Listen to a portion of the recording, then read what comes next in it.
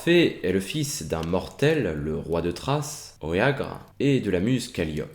Apollon offrira à l'enfant une lyre magie. Certains prétendent qu'il est le fils d'Apollon lui-même. Orphée sera élevé par des muses et participera à l'expédition des Argonautes aux côtés de Jason. Après l'épopée de la Toison d'Or, il regroupa ensuite un groupe d'hommes afin de les convaincre d'arrêter de manger de la viande. Une hérésie pour les dieux. Plus tard, il rencontrera la dryade Eurydice, une nymphe des arbres et du chêne. Ensemble, ils prendront la décision de se marier.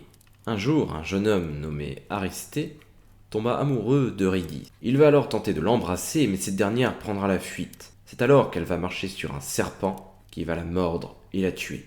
Orphée ne pourra se résoudre à voir sa bien-aimée mourir. Il décide alors d'aller chercher sa femme dans les enfers. Grâce au son de sa lyre, Orphée va réussir à endormir Cerbère, le chien des enfers. Puis il arrive devant les monarques du monde souterrain, Hadès et sa femme Perséphone.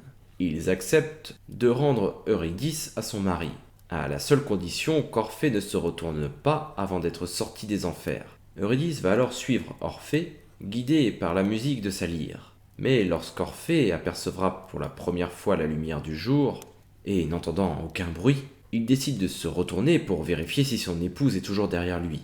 Hélas, un seul coup d'œil va suffire pour la perdre à jamais. Eurydice sera happée par les enfers. Orphée ne se remettra jamais de cette perte. Un jour, les Ménades, fatigués de le voir ainsi, le déchiquetèrent. Sa tête sera alors jetée dans le fleuve Euros, et les restes de ses membres seront enterrés par les muses au pied du mont Olympe.